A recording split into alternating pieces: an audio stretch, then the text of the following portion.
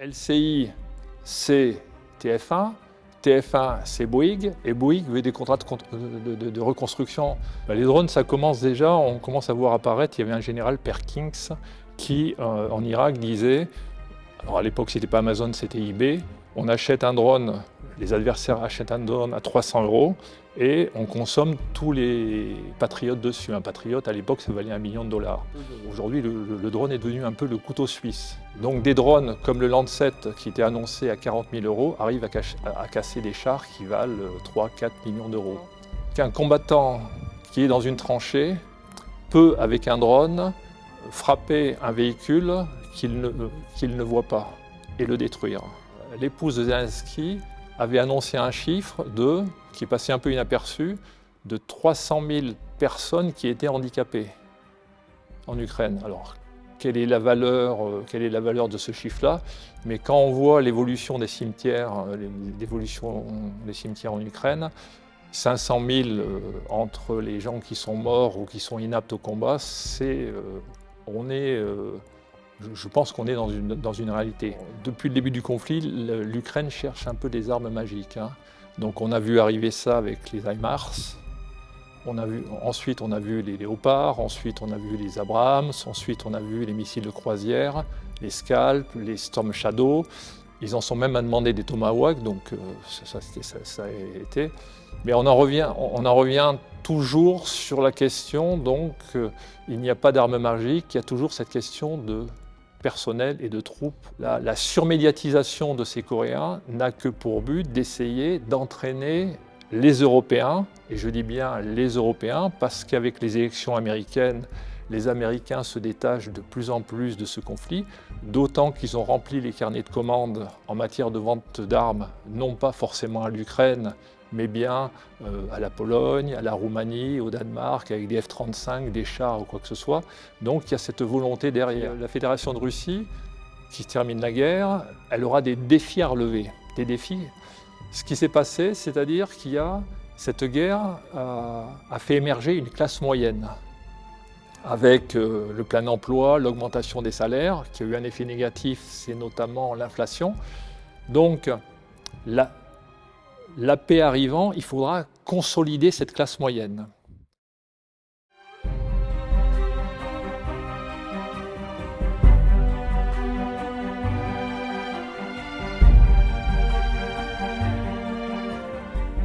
Bonjour Fabrice Ribert. Bonjour Irina. Vous êtes ancien militaire dans l'armée de terre, vous avez été déployé dans de nombreuses opérations extérieures, notamment en Afghanistan, vous avez publié dans de différentes revues, vous touchez les sujets sensibles, l'armée et le maintien de l'ordre. Et sur votre compte X, et j'invite tous les spectateurs à suivre ce compte, vous suivez de près la guerre en Ukraine.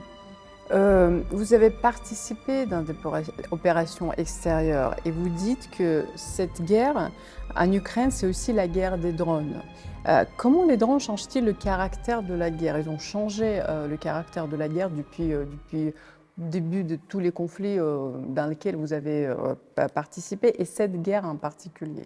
Les drones, ça commence déjà, on commence à voir apparaître, il y avait un général Perkins qui, en Irak, disait, alors à l'époque c'était pas Amazon, c'était eBay, on achète un drone, les adversaires achètent un drone à 300 € et on consomme tous les patriotes dessus. Un patriote, à l'époque, ça valait $1 million.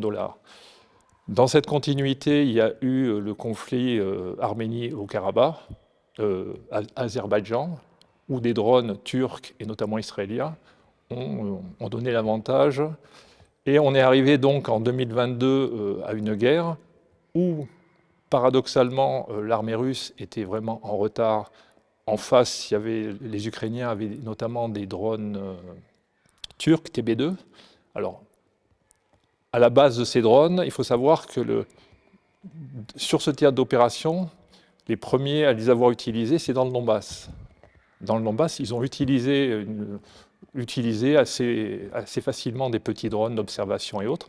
Et dans le Donbass, je crois qu'il y a eu la première école de formation au niveau des drones. Ce qui a amené les Ukrainiens à s'équiper en drones. La Russie s'est engagée dans ce conflit avec très peu de drones, et notamment un drone qui s'appelle le Orlan, qui a une mauvaise caméra. Et par la suite, il y a eu une accélération technique et de production, où la Russie, la Fédération de Russie, a rattrapé en fait ce retard. Et aujourd'hui, donc, alors, il y a différentes couches de drones, hein. Il y a ce qu'on appelle les gros drones d'observation, style Reaper et autres. Et la véritable révolution dans ce conflit, c'est sur les drones de frappe, les drones kamikazes. Les Américains utilisaient notamment dans les zones tribales au Pakistan des gros drones prédateurs avec des missiles pour faire des frappes.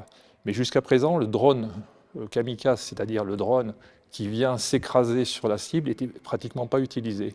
Et là, c'est devenu un peu, aujourd'hui, le drone est devenu un peu le couteau suisse.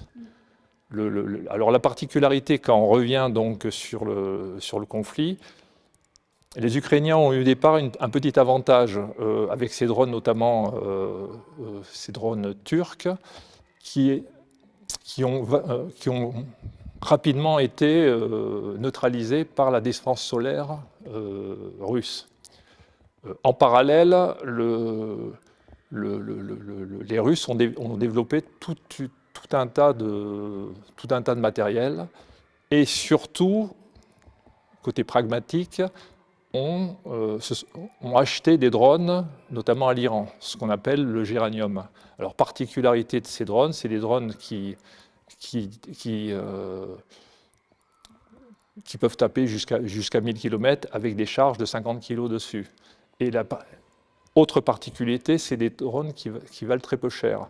Donc aujourd'hui, avec ces systèmes de drones, pour donner un ordre d'idée, pour revenir sur ce drone plus particulier, sur cet ex-drone iranien que la Russie produit, depuis le début de l'année, les Russes en ont envoyé 7000 sur l'Ukraine. Et en octobre 2000. Ça, c'est source ukrainienne. Donc, c'est des drones de frappe sur des installations, sur des usines, sur des... Voilà, c'est pas... Et en parallèle, il y a eu des drones un peu spécifiques, donc beaucoup plus légers, notamment le Lancet, qui a, sur le terrain, vraiment changé la donne au niveau des engins blindés. Donc, notamment à développer des nouveaux drones, notamment le Lancet, qui, eux, sont plus spécifiques au matériel, contrairement aux gros drones, ce qu'ils appellent les drones géranium, qui sont plutôt destinés à des grosses installations, usines et autres, hein, ou transformateurs électriques et autres. Ce drone, en fait, on va parler du Lancet, il y a un certain nombre du côté ukrainien, il y a aussi les drones kamikazes. Qu'est-ce que ça amène sur un théâtre d'opération ? Jusqu'à présent, la meilleure arme anti-char, c'était le char. Et maintenant, avec le Lancet, c'est-à-dire qu'on a pratiquement rendu le char pratiquement obsolète, notamment en Ukraine, parce que le char est protégé de face sur les côtés, et en fait les frappes viennent par en... Donc des drones comme le Lancet, qui était annoncé à 40 000 € arrivent à casser des chars qui valent 3-4 millions d'euros. Et notamment les fameux chars européens donc, qui ont été amenés, c'est-à-dire le Léopard ou le char américain Abraham, qui ont été assez facilement neutralisés avec l'arrivée de ces drones low cost. On en revient sur ces aspects-là low cost. Et à l'inverse, on a aussi du côté ukrainien un emploi massif de drones, et notamment aussi des drones occidentaux. D'ailleurs, la France récemment a fourni des drones, ce qu'on appelle les drones kamikazes Colibri. Donc toute la guerre aujourd'hui a changé au travers du drone. Aujourd'hui, on s'aperçoit qu'un combattant qui est dans une tranchée peut, avec un drone, frapper un véhicule qu'il ne voit pas et le détruire. Et avec des armements, on en revient toujours, des armements qui ne valent pas grand-chose. Et aujourd'hui, en Ukraine, on va revenir sur quelques chiffres, la Fédération de Russie a abattu, depuis 2022, à peu près 35 000 drones à voilure fixe, et les Ukrainiens un peu moins de 20 000. Mais ça, ce ne sont pas les drones, ce qu'on appelle FPV, c'est-à-dire des drones où l'opérateur a une vision directe d'où va le drone. Et de ces drones-là, actuellement, il y en a des milliers qui sont utilisés en permanence en Ukraine, et notamment des drones chinois qu'on peut trouver des équivalents à 1 000 € sur Amazon, et si on les achète en grande quantité, c'est des drones qui valent 100 ou 200 €, quoi. Ça, c'est une précision importante pour comprendre en fait ce qui se passe réellement sur le terrain. On sait tous que cette guerre aurait pu être arrêtée en mars 2022, notamment suite aux pourparlers négociations à Istanbul. Depuis, les deux côtés ont perdu énormément de soldats, mais on attend tout et rien sur les vraies estimations de pertes humaines. Est-ce que vous pouvez nous dire quelque chose sur ce sujet-là? Alors, si on s'en tient au pourcentage ukrainien, ils sont relativement faibles, donc ça source Zelensky. Les pourcentages, en fait, de la Fédération de Russie sont un peu plus importants, aux alentours d'un peu plus de 100 000 hommes, côté ukrainien, mais ça ne prend en compte que la ligne de front, pas les frappes en profondeur. Il y a des chiffres qui ont été donnés et qui reviennent et qui sont à peu près récurrents, de l'ordre de 500 000. 500 000, c'est de quel côté? Côté ukrainien, en matière de pertes.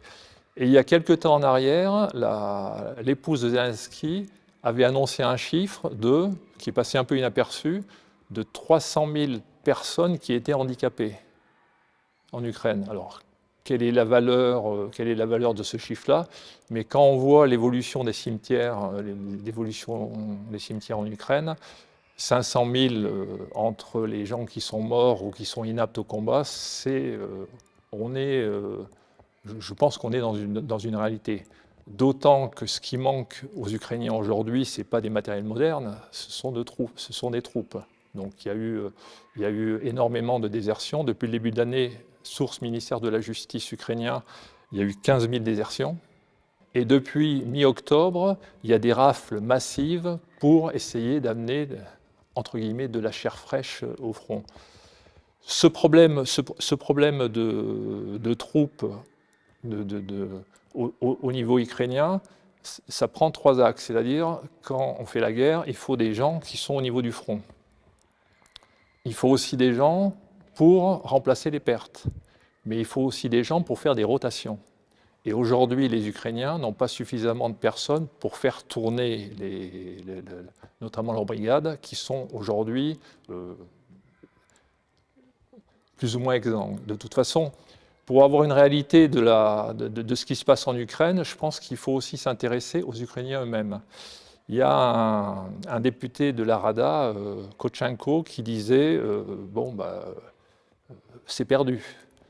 Une autre députée, donc Mariana Belusgaya, j'espère que je prononce bien son nom, qui a une lecture assez précise et qui disait le front, qui a écrit sur Telegram d'ailleurs, le front s'effondre, les munitions, les obus vont aux favoris et les brigades s'échangent les obus entre eux. Donc ça, c'est les Ukrainiens. Le dernier en date, il y a un général de division, Marchenko, qui disait « Je ne comprends pas pourquoi les meilleures brigades sont à Koursk. Et quel est le but, quel est le secret ?» Donc, pour avoir vraiment une idée de ce qui se passe en Ukraine, il faut aller sur les chaînes ukrainiennes et regarder et suivre notamment cette députée. Et elle a une lecture tellement clairvoyante qu'elle devrait même quelque part prendre des mesures en matière de sécurité, parce qu'elle prend toujours... elle est très critique à l'égard du chef d'état-major de l'armée Syrski, ukrainien, et ces critiques sont avisées en fait. Alors, vous parlez de l'évolution des tactiques également. Depuis 2 ans et demi, l'Ukraine demande toujours des armes à l'Occident. Quelles sont ces armes utilisées par l'Ukraine? Est-ce qu'elles sont adaptées? Et quel est le problème en fait majeur des armes que l'Ukraine reçoit du côté de ses alliés? Alors, depuis le début du conflit, l'Ukraine cherche un peu des armes magiques, hein. Donc on a vu arriver ça avec les HIMARS, ensuite on a vu les Léopards, ensuite on a vu les Abrams, ensuite on a vu les missiles de croisière, les Scalp, les Storm Shadow. Ils en sont même à demander des Tomahawk, donc ça a été.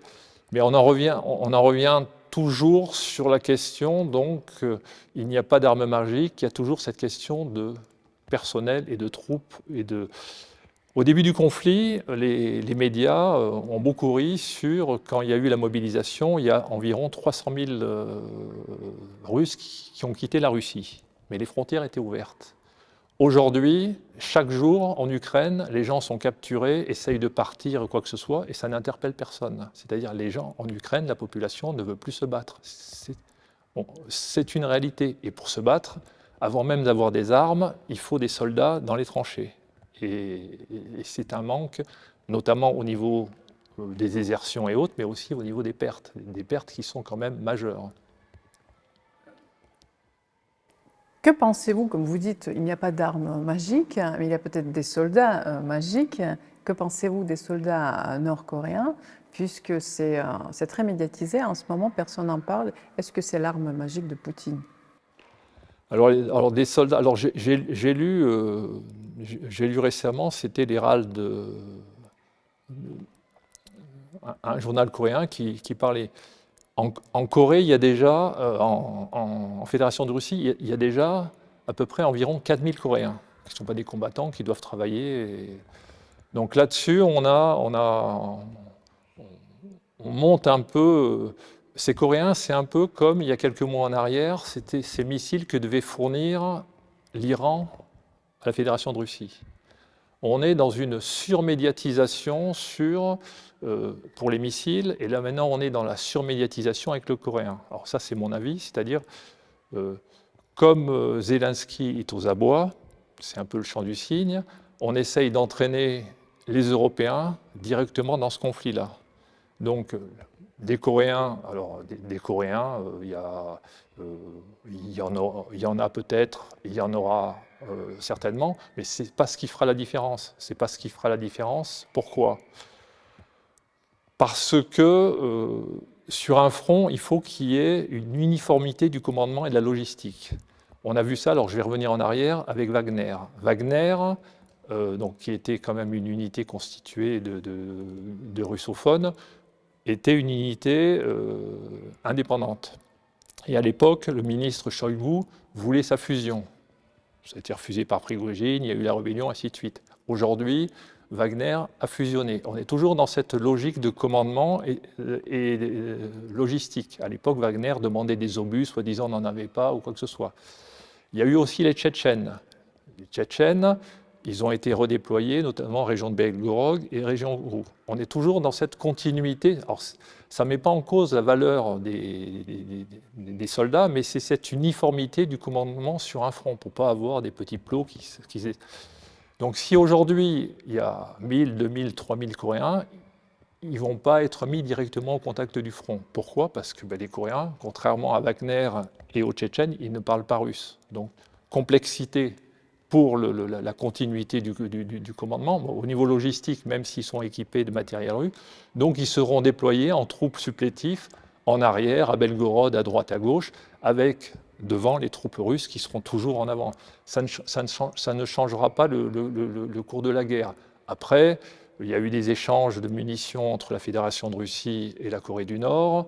Il y a des accords même de défense entre les deux pays, voilà. Mais la surmédiatisation de ces Coréens n'a que pour but d'essayer d'entraîner les Européens, et je dis bien les Européens, parce qu'avec les élections américaines, les Américains se détachent de plus en plus de ce conflit, d'autant qu'ils ont rempli les carnets de commandes en matière de vente d'armes, non pas forcément à l'Ukraine, mais bien à la Pologne, à la Roumanie, au Danemark, avec des F-35, des chars ou quoi que ce soit. Donc il y a cette volonté derrière. Récemment, le président tchèque a autorisé 60 Tchèques à partir combattre en Ukraine. tchèques, alors que ce soit des Tchèques ou que ce soit n'importe où, et ça ne changera pas la guerre, mais on est dans des effets de surmédiatisation et de propagande, c'est mon avis, du moins. Depuis 2 ans et demi, pour vous, quel est l'exemple de cette propagande dans le mainstream le plus flagrant pour vous? Propagande, les missiles, notamment ces fameux missiles. À un moment, il y a eu une campagne où il devait y avoir des quantités de missiles. Alors, c'est vrai que les Russes ont repris donc les drones, ce que les Ukrainiens appellent Shahid et la Fédération de Russie appelle Guirande.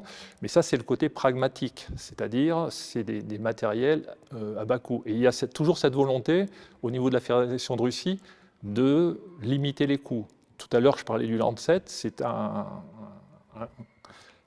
drone kamikaze qui est efficace, mais il a été décliné en un autre drone qui s'appelle le Scalpel. C'est la même chose, mais toujours moins cher. Et donc, la Russie, aujourd'hui, en matière de matériel extérieur, bon, pour reprendre ces missiles, n'avait pas besoin d'autant que dans l'évolution, on a vu arriver, alors je vais peut-être changer un peu de sujet, on a vu arriver ce qu'on appelle les bombes planantes. Donc les bombes planantes, c'est des bombes traditionnelles avec un kit de guidage, on les lance à haute altitude et elles vont dériver pendant un certain nombre de kilomètres. L'avantage de ces bombes planantes, c'est que les Russes avaient déjà des stocks de bombes traditionnelles, donc, qui se sont transformés en bombes de précision, et de les larguer sur les arrières, dans la mesure où ça dérive sur des kilomètres, les avions restent en dehors de la défense antiaérienne de l'adversaire. Alors ces bombes planantes sont repris pour les gens qui connaissent un peu, ce qu'on appelle les SOTGH, c'est les sauts de parachutistes à très haute altitude. On prend un parachutiste, on lui met de l'oxygène, on le largue à 8000 et il va dériver, il va faire une infiltration. Là, à la place du parachutiste, il y a une bombe, on a mis un kit et on arrive au même efficace. Et ça a aussi un peu changé, c'est-à-dire jusqu'à Bakhmout, il y avait, alors on passe un peu à un autre sujet, il y avait des offensives un peu frontales. Aujourd'hui, avec cette puissance de feu, les Russes ont des capacités supplémentaires, en plus de leur artillerie, de détruire systématiquement tout ce qui est en face. Et on parlait des matériels. La Russie, dans un premier temps, ce qui ressortait, c'est qu'elle a toujours voulu détruire le potentiel adversaire, le potentiel de l'adversaire. Donc elle a détruit l'armée ukrainienne dont l'Ukraine avait hérité du pacte de Varsovie. Et contrairement à ce qu'on croit, elle avait déjà une grosse armée, et notamment une défense solaire étagée, et qui a posé un certain nombre de problèmes, notamment aux avions de la Fédération de Russie. Et cette première armée ayant été détruite, elle a été complétée avec tous les pays qui avaient des matériels de l'ancien pacte de Varsovie. Les gens ont fourni des chars, des avions, des matériels. Ça a été détruit. Et ensuite, l'OTAN a fourni des matériels. Alors, à partir du moment où l'OTAN a commencé à fournir des matériels, on est arrivé à avoir une espèce d'aberration logistique avec tout un tas de matériels différents. Et pour faire la guerre, il faut des matériels, mais il faut des chaînes logistiques, il faut des pièces détachées, il faut des carburants, il faut des calibres. Donc ça a compliqué, en fait l'efficacité ukrainienne. D'autant qu'un certain nombre de matériels qui ont été fournis étaient complètement inadaptés au théâtre ukrainien, notamment ce qu'on appelle un peu des MRAP. Des MRAP, c'est des engins qui sont contre les mines, qui sont très hauts, qui ont été utilisés notamment en Afghanistan. Donc certainement que les gens ont évacué, ont donné un certain nombre de surplus. Absolument pas adaptés à ce théâtre où vous avez des grandes plaines, donc des champs de tir qui sont très dégagés, et surtout où la menace vient du ciel, avec notamment les drones, donc faible blindage et autres. Donc tout ça,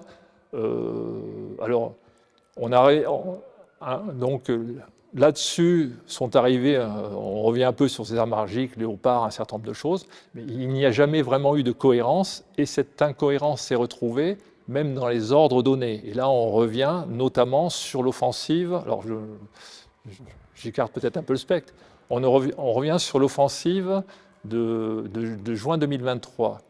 En juin 2023, l'armée ukrainienne lance une offensive, avec des matériels de l'OTAN, ça y est, la dernière. Mais paradoxalement, juste avant, il y a eu la prise de Soledar et de Bakhmout. Et ça ne dit pas grand-chose, sauf que ces villes, c'était une partie de la ligne Maginot qui a été constituée depuis 2014 par les Ukrainiens. Donc alors il y a eu beaucoup de pertes, certes, à Bakhmout. Ils ont concentré un certain nombre de troupes pour faire cette offensive, pour prendre la Crimée. Donc on se demande bien qui a bien pu imaginer ce scénario, quoi. Hein. Et bon, ça a été un échec. Alors ça a été un échec parce que, déjà dans un premier temps, au lieu de faire cette offensive, il aurait peut-être fallu tenir ces points d'appui, notamment Bakhmout et Soledar. Après, il y a Avdiïvka qui est tombé, Marinka, Avdiïvka, un peu dans cette continuité-là. Et le paradoxe, c'est que cette situation de juin 2023 se retrouve en fait en août 2024. C'est-à-dire qu'en août 2024, les derniers bastions un peu de cette ligne Maginot, notamment avec Ugledar, avec Potrox, sont sous la pression russe, et l'état-major ukrainien, enfin, a lancé une offensive à Koursk. Alors, ce qui ressort, c'est qu'a priori, les militaires étaient contre. C'est-à-dire que l'armée ukrainienne s'est attaquée à la Russie. Donc, elle s'est attaquée à la Russie, une fois de plus, avec un ennemi supérieur numériquement et en hommes et en matériel. Bon, à moins d'être Napoléon, il y a peu de chances que ça arrive. Et même Napoléon a perdu en Russie quand même. Hein, donc, et on retrouve, au lieu de concentrer ces unités autour d'Ugledar et de Bakhmout, ils sont repartis sur une offensive. Alors ça s'explique parce qu'en juillet, il y a eu le sommet de l'OTAN. Donc on en revient sur la propagande, on alimente un peu une espèce de chimère avec une hyper-médiatisation, et je pense que les gens finissent par adhérer à ce qui est passé par les médias, par toute cette propagande-là. Donc, un an après, c'est le même échec à Koursk. Et là, actuellement, Zelensky, donc, il se retrouve dans une situation où il ne peut pas avancer et il ne peut pas reculer. Là, ce que vous dites, c'est une analyse en profondeur que notre public va certainement apprécier.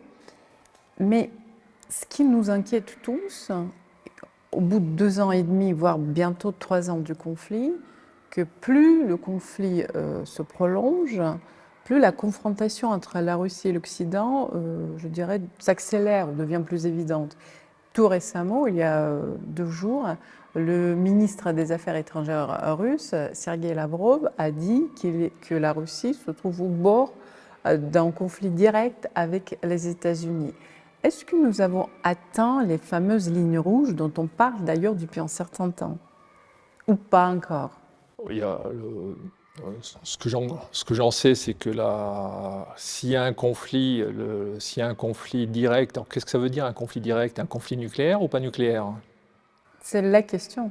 Bon, il n'y aura pas de conflit nucléaire parce que la doctrine russe dans le domaine est très claire, donc à moins d'incidents majeurs, ça n'arrivera pas. Et on en revient effectivement à toute cette hyper autour des Coréens. Il y a une volonté d'engager de Zelensky de faire sauter le pas, notamment aux Occidentaux et plus particulièrement aux Européens. Et je pense que les Américains ça ne les dérangerait pas que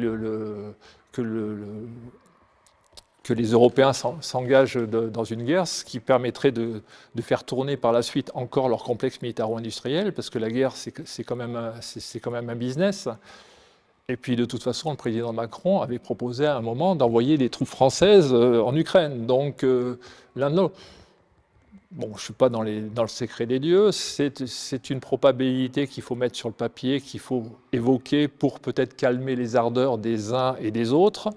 Mais c'est peu probable parce que les États-Unis, ils ne sont pas indirectement engagés qu'en Ukraine. Ils sont aussi engagés au Moyen-Orient et en mer Rouge. Et c'est des milliards et des milliards et des milliards. Donc, et il y a des élections américaines qui vont commencer. Donc, je pense que tous les partis, notamment au niveau américain, ça a été, il y a eu une inflammation à des fins économiques. Il y a des élections américaines, ce qui alimente ces élections américaines, c'est l'argent. Le complexe militaro-industriel alimente les élections américaines et les budgets du Pentagone alimentent cette industrie d'armement pour... donc, c'est, je dirais quelque part, c'est une sorte de business et il y a peu de probabilité qu'il y ait... on peut jamais... Voilà. Espérons. Nous parlons souvent de la fin de la guerre, comment terminer la guerre, qui serait capable finalement de poser des conditions, les conditions pour terminer la guerre, mais on parle très peu de l'après-guerre, parce qu'à un moment donné, espérons que ça va arriver. Comment pourriez-vous décrire cette période pour l'Occident, pour la Russie et pour l'Ukraine? Alors, je ne suis pas ukrainien, mais pour l'Ukraine, je suis quand même relativement inquiet parce que, c'est-à-dire, ça va s'arrêter à quel moment? Alors, il faut savoir que Yemark, c'est-à-dire, en fait, c'est en quelque sorte, c'est le vrai président de l'Ukraine, hein, à même titre que nous, on a un Colère pour Alexis Colère pour un Macron et que Biden avait un Vance. Voilà, c'est un peu les présidents qui a annoncé donc il y a récemment là actuellement en disant il n'y aura pas de négociation territoriale. Ce qu'avait dit déjà de toute façon il y a deux décrets qui ont été publiés. Un, pas de négociation au niveau ukrainien, relativement ancien, et deux, de ne pas céder de territoire. Donc il y a une forme de jusque-boutisme qui va s'arrêter avec un effondrement général du front. C'est un peu ce que je vois. Alors ça va arriver dans 15 jours. Potrox, vous avez notamment des villes comme Potrox, vous avez Torres, qui constituent un peu les derniers bastions, et tout ça va s'accélérer. Et ça va s'accélérer parce que ce qui arrive sur le front, c'est des gens qui sont capturés, et ça, il faut aller sur les chaînes ukrainiennes, c'est pas de la manipulation ou quoi, où les gens sont capturés et envoyés sans formation. L'armée, les Russes ont envoyé des volontaires, mais les ont formés pendant 6 mois. Donc ces gens-là sont aptes pour boucher des trous à un moment donné, mais sont absolument pas aptes pour tenir le terrain. Donc tout ça, il va y avoir un effet domino à un moment qui va se terminer, avec des gains territoriaux pour la Russie, mais aussi des grandes questions, notamment Kharkov et Odessa. Donc on parlait à un moment de Kharkov, la Fédération de Russie n'avait aucun intérêt de prendre Kharkov parce qu'il faut aussi s'occuper de la population, donc c'est des moyens. Et je pense que Kharkov va être déclarée ville ouverte, ouais, et qu'Odessa par la suite ça fera l'objet d'un référendum parce que, notamment dans ces captures, les Ukrainiens ont privilégié les minorités russophones, hongroises et autres pour les envoyer. Donc la guerre s'arrête. L'Ukraine a perdu, aujourd'hui, il y a moins de 30 millions d'habitants. Il y en avait 50 millions en 91. Donc, et le problème de l'Ukraine, c'est les femmes. Qui sont parties. Il y a énormément de femmes qui sont parties, il y en a beaucoup qui ne reviendront pas. Un pays, c'est aussi sa natalité. Donc là, ça va être... c'est grande inconnue, ça c'est un des problèmes auxquels sera confrontée l'Ukraine, sa population. L'exode, des gens risquent de parvenir, il y en a d'autres qui risquent de partir, une fois que les frontières sont ouvertes. Pour la Fédération de Russie, donc, moi je vois ce que je vois, c'est que la Fédération de Russie, qui termine la guerre, elle aura des défis à relever. Des défis. Ce qui s'est passé, c'est-à-dire cette guerre a fait émerger une classe moyenne, avec le plein emploi, l'augmentation des salaires, qui a eu un effet négatif, c'est notamment l'inflation. Donc, la paix arrivant, il faudra consolider cette classe moyenne. Consolider cette classe moyenne, pourquoi? Parce que là, c'est le plein emploi, moins 3% de chômage, ainsi de suite. La fin de la guerre amènera du chômage, ou un certain nombre de chômages. L'appareil, le complexe militaro-industriel, il faudra le réadapter.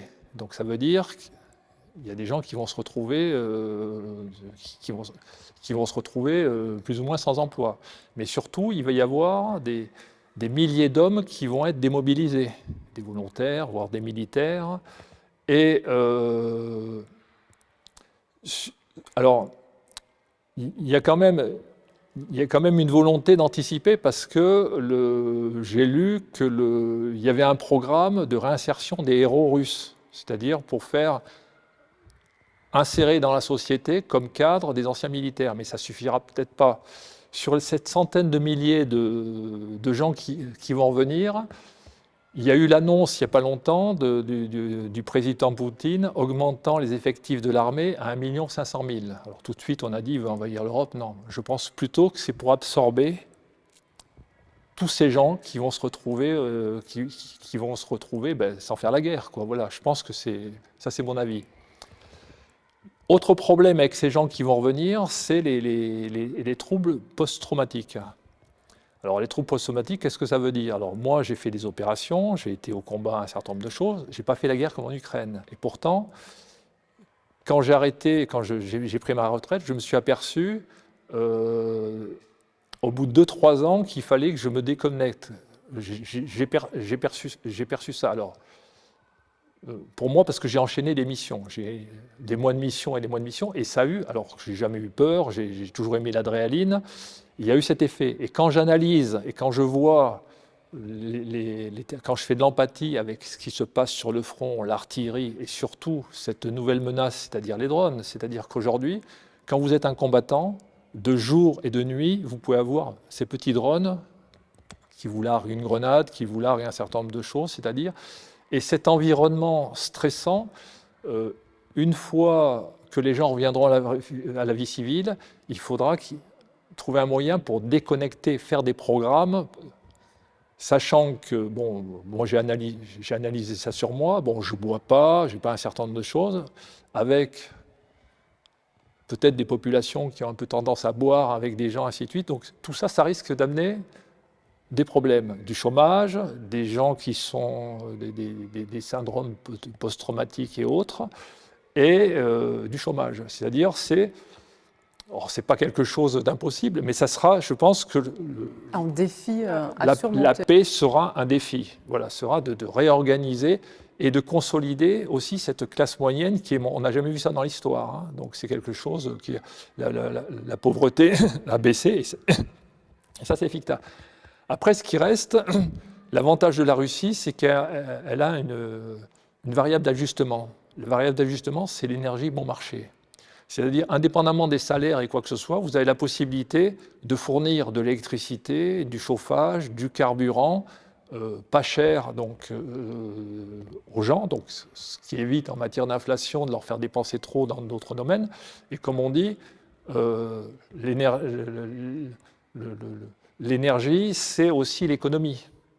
Donc, cette énergie à profusion et pas chère sera, je pense, un variable d'ajustement de la paix pour équilibrer un peu tout cet ensemble-là. La paix se prépare. Là, quand on lit certains militaires, ministres de la Défense, notamment en France, on a l'impression que ce n'est pas la paix qui se prépare, mais c'est plutôt la guerre qui se prépare. On nous prépare à une confrontation avec la Russie. Est-ce que la population, comment on explique, comment in fine dire à la population en Europe que la Russie n'est pas votre ennemi, qu'il y a d'autres ennemis, en gros, les ennemis peut-être internes qui sont beaucoup plus dangereux? Ben on est dans une propagande permanente et qui s'explique. On va prendre ensemble. De temps en temps, je regarde LCI. Quand je regarde LCI, j'ai l'impression de comprendre l'ukrainien. Pourquoi? Parce que on voit arriver. Alors, quand on intervient comme moi, je peux dire des choses, pas forcément, ça peut être travaillé ou quoi que ce soit, mais il y a de telles aberrations qui sont dites. Alors, pourquoi? On voit des intervenants, il n'y a jamais de contradicteur. Pourquoi? LCI, c'est TF1, TF1, c'est Bouygues, et Bouygues veut des contrats de reconstruction. Donc, et tout ce système, donc il y a un intérêt. Dernièrement, le ministre de la Défense, Lecornu, a dit que la principale menace de la France, c'est la Russie. Alors, si c'était le cas, ça me rassurerait. On est dans un pays exsangue financièrement. On a des émeutes. On a eu des émeutes en 2023 qui nous ont coûté, source Sénat, 1 milliard. On a eu la Nouvelle-Calédonie, 13 morts. On a eu la Martinique, 4 morts. On est pratiquement en état de guerre avec le trafic de drogue. Il suffit d'allumer la télé en permanence. L'année dernière à Marseille, il y a eu dans la ville de Marseille, il y a eu 49 morts. Donc, un gouvernement avec une instabilité. Donc, pour moi, aujourd'hui, la principale menace de la France, bon, je ne suis pas ministre, mais c'est l'effondrement interne. Et d'ailleurs, à ce sujet-là, c'est pour ça qu'à ce sujet-là, je m'étais engagé dans des élections locales en 2002, où j'avais écrit en disant qu'il fallait engager l'armée dans le maintien de l'ordre, pas monter à l'assaut ou quoi que ce soit, mais associer, pour avoir suffisamment entre guillemets, on en revient un peu pour la guerre, il faut des hommes. Voilà. Et donc j'ai fait un certain nombre de petits articles, et puis dans un hebdomadaire local, en janvier 2022, j'écrivais, et paradoxalement, dans les médias français, beaucoup de gens parlent de Karcher, ainsi de suite. Moi, j'habite Creil, dans une ville, je suis pour la sécurité, mais je ne suis pas pour le Karcher. Je suis pour amener de la sécurité sans faire de cinéma ou quoi que ce soit. Et j'écrivais dans ce petit article que ce n'était pas forcément qu'au niveau des quartiers, et que si dans les grandes villes, pour des raisons X, crise économique, ça éclatait, on n'aurait pas suffisamment de forces de l'ordre. Les forces de l'ordre, c'est environ 300 000 en France. C'est ce qui s'est passé en fait en juin 2023. Il n'y avait pas suffisamment de forces de l'ordre. Donc, le risque, alors c'est pas qu'un risque au niveau du pays. Les risques, c'est pas la Russie, c'est cet effondrement interne, économique et autres, dans un pays qui a 3 228 milliards de dettes. La Russie n'en a pas, on n'en a pratiquement pas, quoi. Donc tout ça, c'est des... On est pris dans un contexte de médiatisation, et cette médiatisation, et derrière, il y a des intérêts économiques où il faut toujours une réserve de mal. Autant les États-Unis, c'était la Corée du Nord pour vendre des patriotes à Taïwan, à droite, à gauche. On est toujours avec derrière, la guerre, c'est un business. Donc, il faut alimenter ce business et il faut alimenter les peurs des gens. Voilà un peu. Donc, pour moi, la menace qui suit un ancien militaire, qui suit un peu ce conflit-là, il y a des gens qui sont pragmatiques en face. C'est un peu mon avis. Vous pensez que dans l'armée actuelle, il y a des gens qui partagent votre opinion? Vous les côtoyez? Certainement, je pense.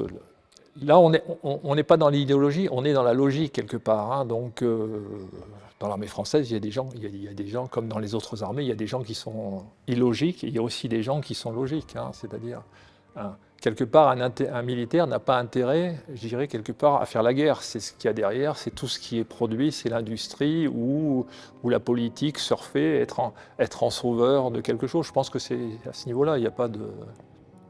Merci Fabrice, espérons qu'il y a beaucoup plus de personnes lucides autour de nous. Espérons, mais je pense, il faut être optimiste à ce niveau-là. Merci beaucoup de ce dialogue. Merci Irène.